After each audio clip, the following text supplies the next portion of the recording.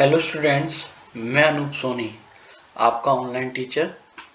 I hope आप सभी अच्छे होंगे। तो आज की वीडियो में हम देखेंगे क्लास 12th की इंग्लिश बुक फ्लेमिंगो के फर्स्ट लेसन दी लास्ट लेसन का हिंदी अनुवाद। तो आप सभी वीडियो में अंत तक बने रहें और जो चैनल पर नए हैं चैनल सब्सक्राइब करें, वीडियोस को लाइक एंड शेयर करें। ये आपके लिए तो फ्री है, बट इससे अपनी काफ़ी हेल्प हो सकती है। तो चलिए बच्चों अपने लेसन को स्टार्ट करते हैं। जैसा कि मैंने बताया, अपने फर्स्ट लेसन का नेम है दी लास्ट लेसन। तो अपने लेसन को स्टार्ट करते हैं यहाँ से। I started for school very let that morning and was in great dread of scolding.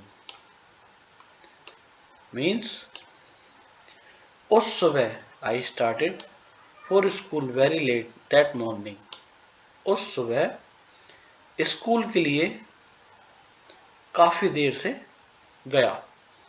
यानी कि मैं स्कूल के लिए उस सुबह काफ़ी देर से गया और it was in great dread of scolding, और मुझे डांट पड़ने का भय था। Great of scolding, great dread of scolding यानी कि ज़्यादा डर था किसका? डांट पड़ने का। जब वह स्कूल देरी से गया उस दिन तो उसे क्या डर था? डांट पड़ने का डर था। Specially because M Hamel had said that he would question us on participles. यानी क्योंकि एम हेमल ने कहा था, जो उनके टीचर थे, उन्होंने कहा था कि वे हमसे पार्टिसिपल्स पर प्रश्न पूछेंगे। Know the first word about them, यानी कि and I did not know the first word about them, मैं उनका पहला अक्षर भी नहीं जानता था। यानी कि वह उसका पार्टिसिपल्स के बारे में कुछ भी नहीं जानता था, जैसे कि पहला अक्षर भी नहीं जानता था। For a moment I thought of running away and spending the day out of door. कुछ समय के लिए या क्षण भर के लिए मैंने सोचा कि यहाँ से भाग जाऊं और सारा दिन बाहर ही बिता दूं। It was so warm so bright, यह कैसा दिन था? एकदम गर्म और चमकीला दिन था। The birds were chirping at the edge of the woods, चिड़ियाएं या चहचहा रही थी, पक्षी चहचहा रहे थे। Chirping at the edge of the woods, जंगलों के किनारे। तो क्या है? चिड़ियाएं जंगलों के किनारे पे क्या है? चहचहा रही थी। And in the open field back of the सॉमिल the Persian soldiers were drilling. Means Persian soldiers यानी कि, और आरा मशीन के पीछे खुले खेत में, यानी कि एंड द ओपन फील्ड, खुले खेत में, बैक ऑफ द सॉमिल, आरा मशीन के पीछे खुले खेत में पर्शियन सोल्जर्स, पर्शियन सिपाहियों की क्या हो रही थी? ड्रिल हो रही थी। तो पर्शियन सोल्जर हैं जो कि क्या कर रहे थे? ड्रिल कर रहे थे, अभ्यास कर रहे थे। It was all much more tempting than the rule of participles. अब उसे क्या लग रहा था? यह सब पार्टिपल के नियमों की तुलना में अधिक क्या है? टेम्पटिंग यानी कि आकर्षक है। But I had the strength to resist and hurried off to school. लेकिन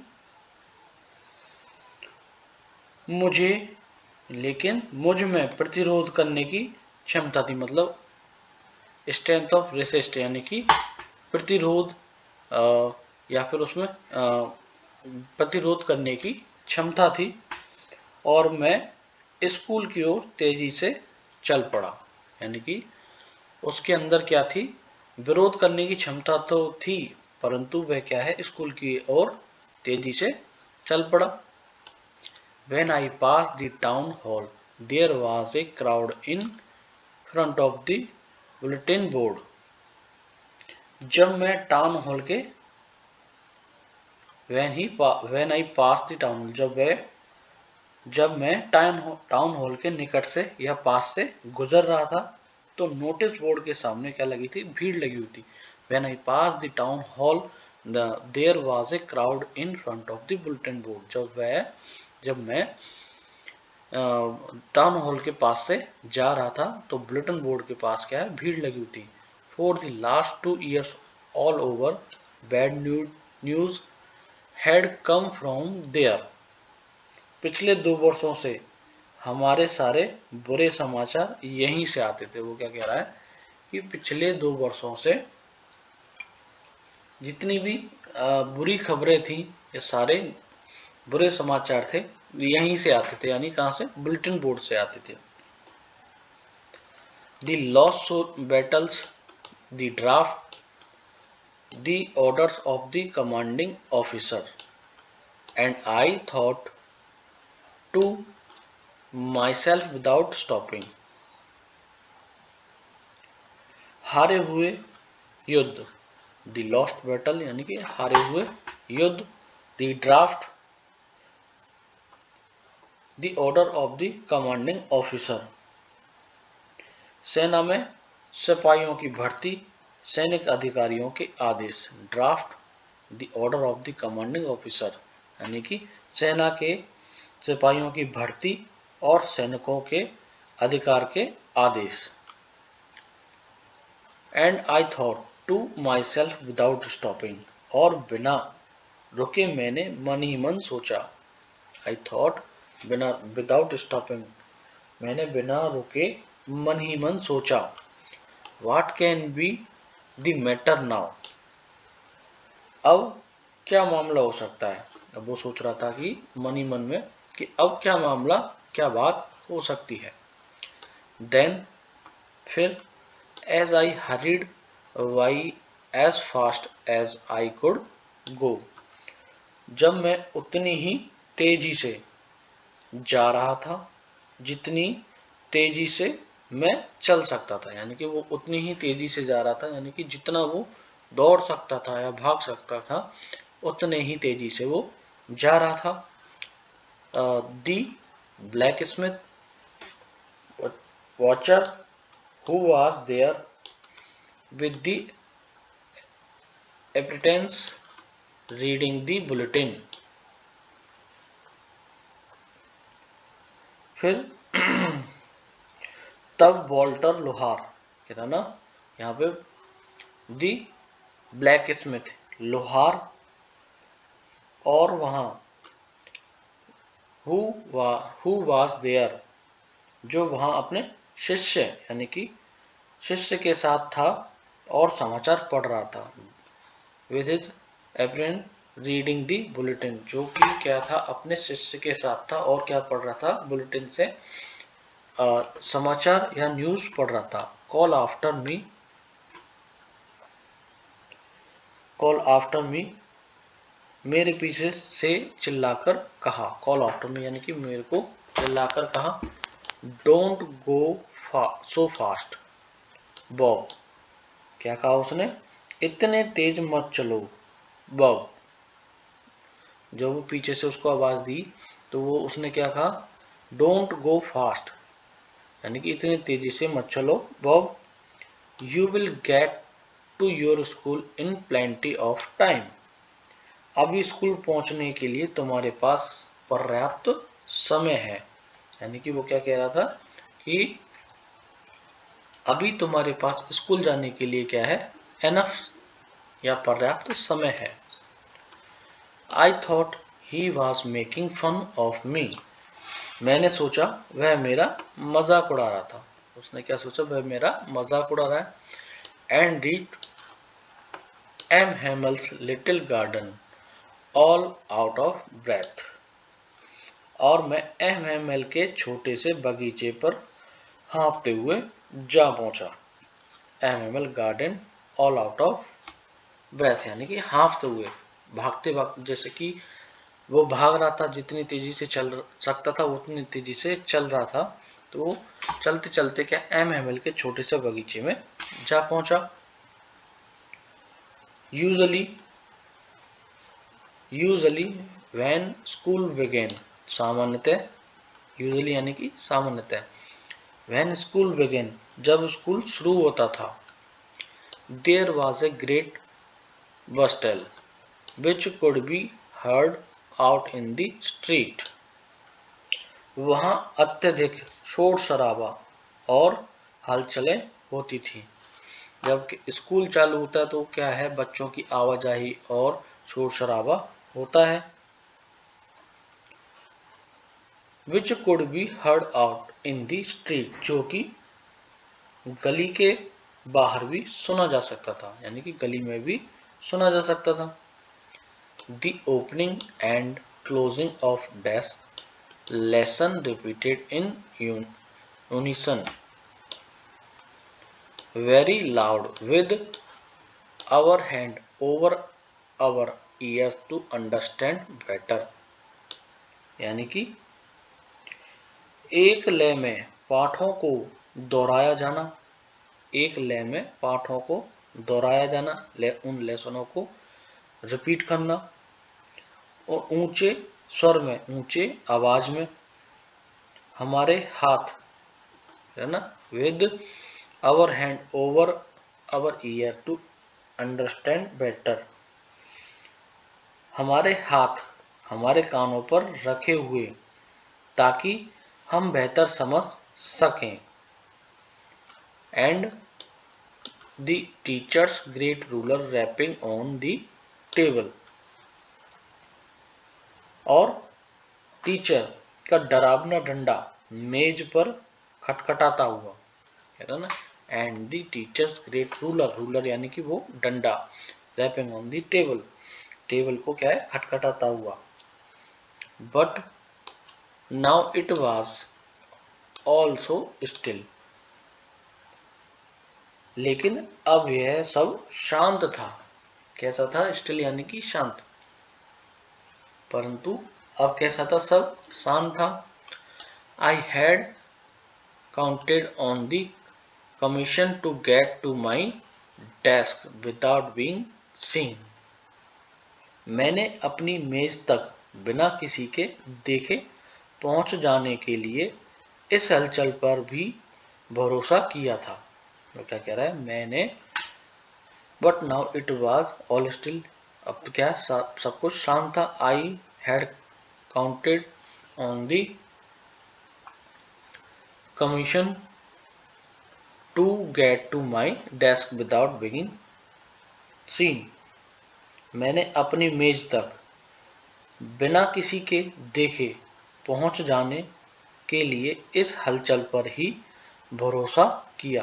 उसने क्या किया, इस हलचल पर ही, यानी कि कोई उसे देख ना ले, उस हलचल में से ही वो अपनी टेबल पर, अपनी डेस्क पर जाना चाहता था। But of course that day everything had to be as quite as Sunday morning, लेकिन उस दिन तो प्रत्येक चीज को रविवार की सुबह के समान ही शांत होना था। मतलब वो कह रहा है कि उस दिन, वो दिन कैसा था, एकदम जैसे रविवार के दिन छुट्टी होती है तो स्कूल एकदम शांत होता है, वैसे ही शांत था वो दिन। क्या, रविवार के दिन के समान ही शांत होना था। Through the window I saw my classmates already in their place and M. Hamel walking up and down with his terrible iron ruler under his arm, यानी कि खिड़की में से मैंने अपने सहपाठियों को देखा। Through the window I saw my classmate, यानी कि खिड़की में से मैंने अपने सहपाठियों को देखा। ऑलरेडी इन दियर प्लेसेस, जो कि पहले ही अपने अपने जगह पे, स्थानों पर बैठे हुए थे। और एम हेमल वॉकिंग अप, और एम हेमल अपनी बांह के नीचे अपनी यानी बगल के नीचे अपने भयानक डंडे को रखकर कक्षा में इधर उधर घूम रहे थे। Mr M Hamel walking up down यानी कि क्लास में ऊपर नीचे घूम रहे थे with his terrible iron ruler, अपने भयानक लोहे के डंडे के साथ।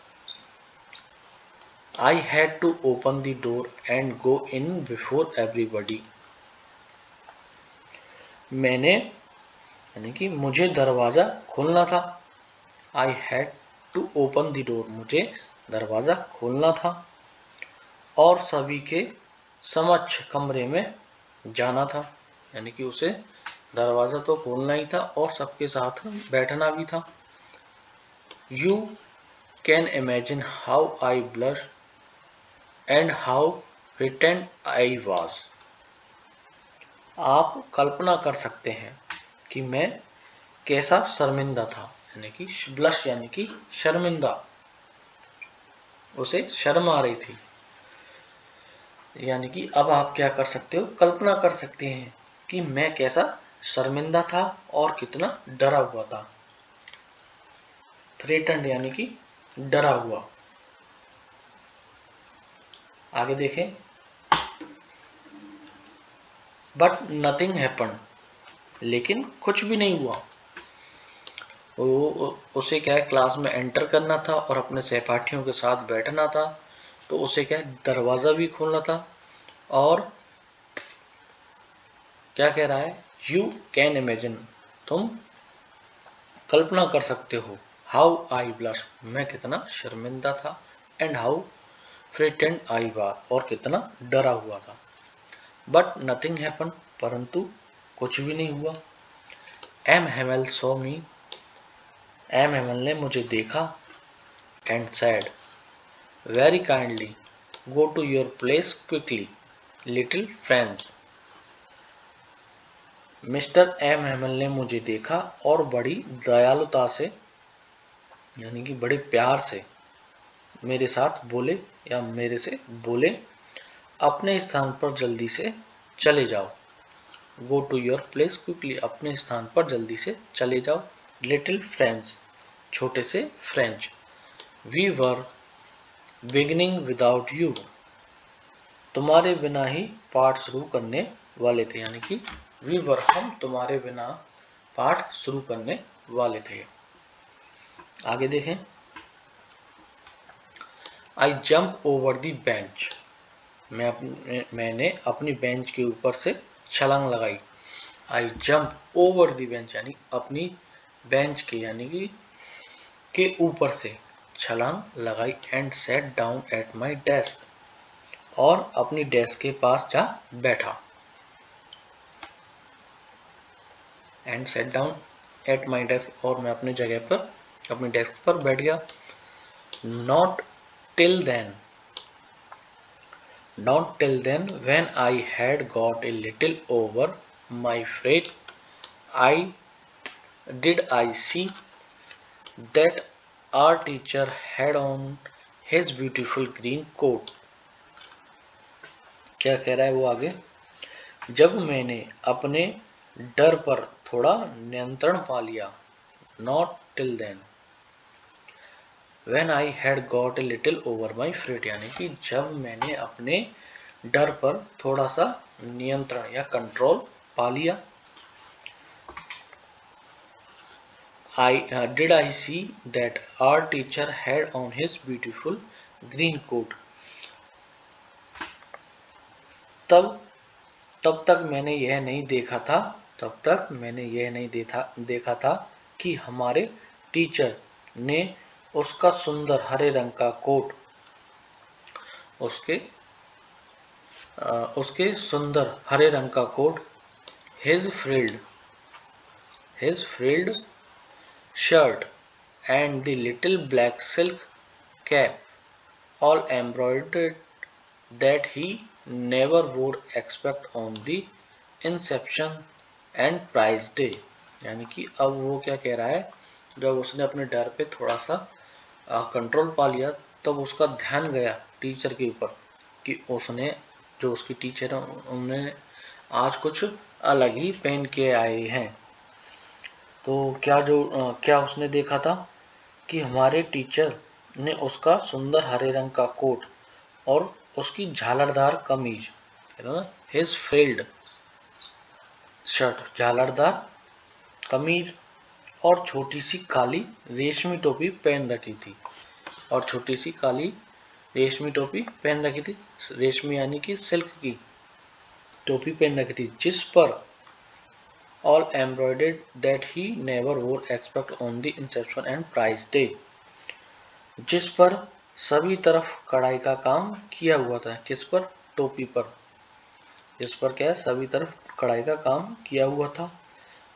इसे वह निरीक्षण और पुरस्कार वितरण के दिनों के अलावा कभी नहीं पहनते थे। यानी कि जो उन्होंने ड्रेस पहन रखी है और उस ड्रेस को वो या तो कोई निरीक्षण करने आता है उस दिन, या फिर प्राइज वितरण यानी कि प्राइज वितरण किए जाते हैं बच्चों के लिए, उस दिन वो ये सब ड्रेस पहनते हैं। आगे देखें, besides the whole school scene so strange and solemn, इसके अलावा सारा स्कूल ही काफी अजीब और गंभीर लग रहा था। कैसा लग रहा था?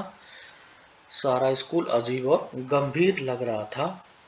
But the thing that surprise me most was to see on the black benches that were always empty the village people sitting quietly like ourselves. Means, आगे देखें, परंतु जिस चीज ने मुझे सर्वाधिक आश्चर्यचकित किया, यानी कि but the thing that surprise me most was to see, मतलब जिस चीज ने मुझे सर्वाधिक क्या किया, आश्चर्यचकित किया, वह क्या थी? On the back benches that were always empty, पीछे की बेंचों पर जो हमेशा खाली रहा करती थी। यानी कि उसे क्या आश्चर्यचकित किया? जो कि पीछे की बेंचेस यानी कि कुर्सियां या मेजें जो कि हमेशा क्या रहती थी? खाली रहती थी। गांव के लोगों का हमारे ही समान चुपचाप बैठे होना, यानी कि वहां पे कौन बैठे थे? गांव के लोग। किनके समान? उन बच्चों के समान ही कैसे बैठे थे? एकदम चुपचाप बैठे थे। Old Hauser with his three cornered that hat. Old Hussar with his three cornered hat, यानी कि 3 कोने वाली टोपी। ये कौन थे? बूढ़ा होसर। कौन था? ओल्ड होसर, बूढ़ा होसर, जो अपना तिकोना टोपी पहने था। अब उस बेंच पे, जो पीछे वाली बेंच पे कौन थे? और उसमें से कौन था? बूढ़ा हौसर, इसने क्या अपनी तिकोनी 3 कोने वाली टोपी पहनी हुई थी। The former mayor, the former postmaster and several other beside. तो उसने और किस किस को देखा वहां पे? भूतपूर्व मेयर, भूतपूर्व पोस्टमास्टर और इसके अलावा कई दूसरे। यानी कि उन बेंचों पे उसने देखा, एक तो बूढ़ा हौसर, भूतपूर्व मेयर, भूतपूर्व पोस्टमास्टर और कई सारे लोगों को उन बेंचों पे बैठे हुए देखा। एवरीबॉडी लुक्ड सैड, सारे लोग कैसे लग रहे थे? प्रत्येक व्यक्ति उदास दिखाई देता था। यानी कि सारे जो व्यक्ति बैठे हुए थे कैसे लग रहे थे? उदास लग रहे थे। And Hauser had brought an old primer थम at the edges, and he held it open on his knees with his great spectacles laying across the pages। यानी कि आगे क्या कह रहा है? प्रत्येक व्यक्ति उदास और दिखाई दे रहा है। यानी कि वो कह रहे एवरीबडी लुक सैड, यानी कि सभी लोग कैसे दिख रहे थे, उदास दिख रहे थे। और हौसर एक पुरानी पहली पुस्तिका लाया था। कौन लाया था? Hauser. And Hauser had brought an old primer, यानी कि हौसर एक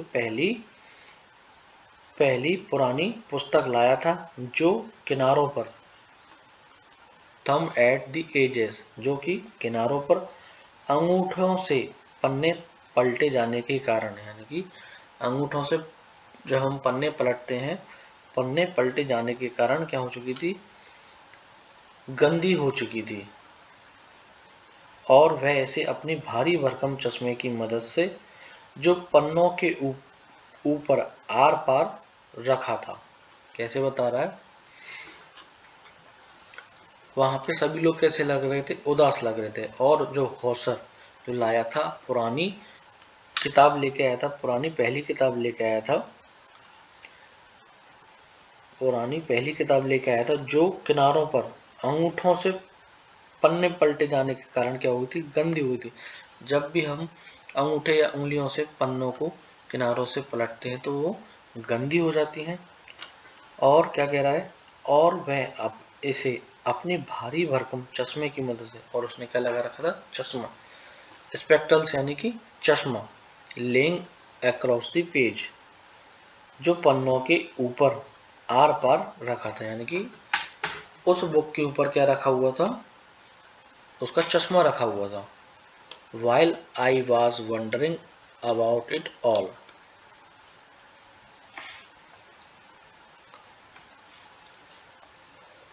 while I was wondering about it all, जब मैं इस सब के बारे में आश्चर्य कर रहा था। When I was wondering about it all, यानी कि जब वो ये सारी चीजें देख रहा था तो उन सब के बारे में वो क्या सोच रहा था, वो सोच रहा था, वो क्या कर रहा था, इसके बारे में आश्चर्य कर रहा था, जो भी वहां पे घटनाएं हो रही थी उसके बारे में। M. Hamel mounted his chair and, in the same grave and gentle tone which he had used to me, said, "My children, this is the last lesson I shall give you." अब वो क्या कह रहे हैं आगे, mister M Hemal अपनी कुर्सी पर बैठे, M Hemal mountain his chair, यानी कि अपनी कुर्सी पर बैठे और उसी दयालु और विनम्र और गंभीर आवाज में, है ना, in the same grave and gentle tone, यानी कि उसी विनम्र और गंभीर आवाज में जो उसने मेरे लिए क्या किया था, प्रयोग किया था, which he had used to me, जो जैसे ही टोन का उन्होंने मेरे लिए प्रयोग किया था उसी टोन में वो बोलने वाले हैं। सैड चिल्ड्रन, कहा उसी आवाज में, उसी टोन में उन्होंने कहा, मेरे बच्चों, this is the last lesson I shell give you, ये आखिरी पाठ है जो मैं तुम्हें पढ़ाऊंगा, या जो मैं तुम्हें दूंगा या पढ़ाऊंगा। बात एक ही है। क्या कह रहे थे अपनी उसी स्वर में, मेरे बच्चों, यह लास्ट पाठ है जो मैं तुम्हें पढ़ाऊंगा। The order has came from Berlin to teach only German in the schools of Alsace and Lorraine. Berlin से आदेश आया है। The order has came from Berlin, यानी कहाँ से, बर्लिन से आदेश आया है, to teach only German, आया है कि अल्सेक और लॉरेन के स्कूलों में, अल्सेस एंड लॉरेन के स्कूलों में केवल जर्मन भाषा ही पढ़ाई जानी है। यानी कि अब वो एम है जो कि क्या कह रहे हैं कि बर्लिन से आदेश आया है कि एल्सेस और लॉरेंस के स्कूलों में केवल जर्मन ही पढ़ाई जानी है। The new master comes tomorrow, आपका नया अध्यापक कल आ जाएगा। This is your last French lesson. यह है तुम्हारा फ्रेंच का आखिरी पाठ है, यानी कि फ्रेंच भाषा का आखिरी पाठ है। I want you to be very attentive. मैं चाहता हूं कि तुम मेरी बात बहुत ध्यान से सुनो। वो चाहते हैं कि आप सब लोग मेरी बात है जिसको ध्यान से सुने। What a thunderclap these words were to me। ये शब्द मेरे लिए बिजली की कड़कड़ाहट के बराबर थे। What a thunderclap these words were to me, यानी कि ये जो शब्द वो बोल रहे थे, यानी कि किसके लिए, जो इसमें है, जो वो बच्चा है उसके लिए। वो ये शब्द किसके समान थे उसके लिए, बिजली की कड़कड़ाहट के समान। ओ दी वर्चेस, that was what they had put up at the town hall। अरे अरे वर्चेस, वे दुष्ट लोग, यही बात तो उन्होंने टाउन हॉल की सूचना पट पर लगाई थी। यानी कि यही जो सूचना थी, यानी कि जो हमारे टीचर हमसे कह रहे हैं, तो जो ये न्यूज़ थी वहीं पे बिल बोर्ड पे टाउन हॉल के सूचना पट पर लगाई हुई थी। तो इसमें आगे देखें, माई लास्ट फ्रेंच लेसन, मेरा आखिरी फ्रेंच भाषा का पाठ। Why I hardly knew how to write. अरे मैं तो लिखना भी मुश्किल से ही जानता था। वो कह रहा है I hardly knew to how to write, मैं तो लिखना भी बड़ी मुश्किल से जानता था। I should never learn any more, अब मैं आगे और कुछ भी नहीं सीख पाऊंगा। आई मस्ट स्टॉप देयर, और मुझे वहीं रुक जाना होगा।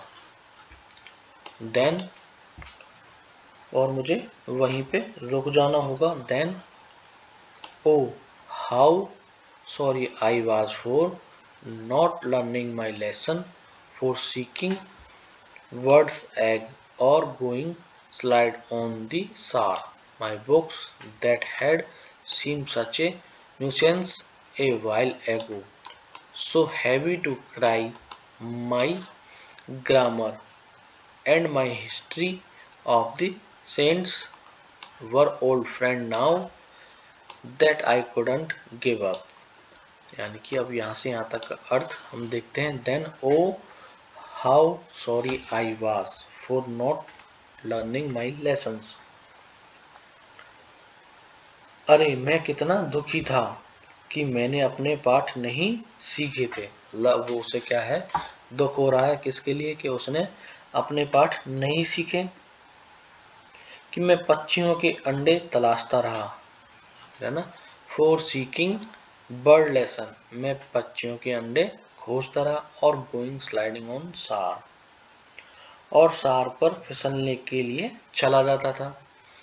और कहाँ चला जाता था, सार पर फिसलने के लिए चला जाता था। My books that had seemed such innocence a while ago, मेरी किताबें जो कुछ समय पहले ही मुझे मुसीबत लगती थी। कैसी लगती थी, उसकी किताबें में कुछ समय पहले उसे कैसी लगती थी, मुसीबत लगती थी। So heavy to carry, उठाकर चलने में इतनी भारी भरकम उसे कैसी लगती थी, उनको किताबों को उठा के चलने में बिल्कुल बहुत ही भारी भरकम लगती थी।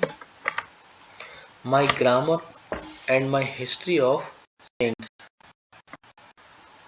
मेरी व्याकरण की पुस्तक, मेरी व्याकरण की किताब, और संतों के इतिहास की मेरी किताब, और संतों के इतिहास की मेरी किताब। Were old friends now that I couldn't give up, that I couldn't give up,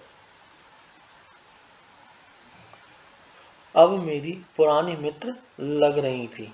कैसी लग रही थी, वर ओल्ड फ्रेंड नाउ, यानी कि वो सारी किताबें अब उस बच्चे को कैसी लग रही थी, उसके लिए उसके मित्र जैसी लग रही थी, पुराने फ्रेंड की तरह लग रही थी। That I couldn't give up, जिन्हें मैं त्याग नहीं सकता था, यानी कि जिन्हें वो अब छोड़ नहीं सकता था। एंड एम हेमल टू, और एम हेमल भी, यानी कि अब वो ना तो उन किताबों को और ना ही एम हेमल को छोड़ सकता था। The idea that he was going away, that I should never see him again. इस विचार ने कि अब वह जा रहा था। इस विचार ने, the idea that he was going away, इस विचार ने कि वह अब जा रहा था। That I should never see him again, और मैं उन्हें दोबारा कभी नहीं देख सकूंगा, और मैं उन्हें कभी दोबारा नहीं देख सकूंगा। Made me forget all about his ruler and how cranky he was. मुझे उनके डंडे और वह कितना सनकी था। क्रैंकी यानी कि सनकी। मुझे उनके डंडे और वह कितना सनकी था को भूलने को बाध्य कर दिया, यानी कि अब कैसा हो गया, उसे भूलने पे मजबूर कर दिया है। उनके डंडे को और उनके सनकीपन को भूलने के लिए बाध्य या मजबूर कर दिया है। तो बच्चों, आज इस लेसन को यहीं पे समाप्त करते हैं, और इस लेसन को कंटिन्यू करेंगे हम अपनी नेक्स्ट वीडियो में, यानी कि इस लेसन के सेकंड पार्ट में हम इस वीडियो को आगे कंटिन्यू करेंगे। तो बच्चों, तब तक आप पढ़ते रहें, मेरी वीडियोस को देखते रहें, और मैं आप सभी लोगों से कहना चाहूँगा, जो भी मेरी वीडियोस देखते हैं प्लीज़ मेरे चैनल को सब्सक्राइब करें, वीडियोस को लाइक एंड शेयर करें। ये सभी चीज़ें फ्री हैं, फ्री ऑफ कॉस्ट हैं, बट इससे मुझे प्रेरणा मिलेगी कि आप सब बच्चों के लिए मैं ये ऐसी वीडियो ही, इन्फॉर्मेटिव वीडियो आगे बनाता रहूं और आपके लिए मैं डिलीवर करता रहूं। सो बच्चों, आज के लिए इतना ही काफ़ी है। Thank you very much.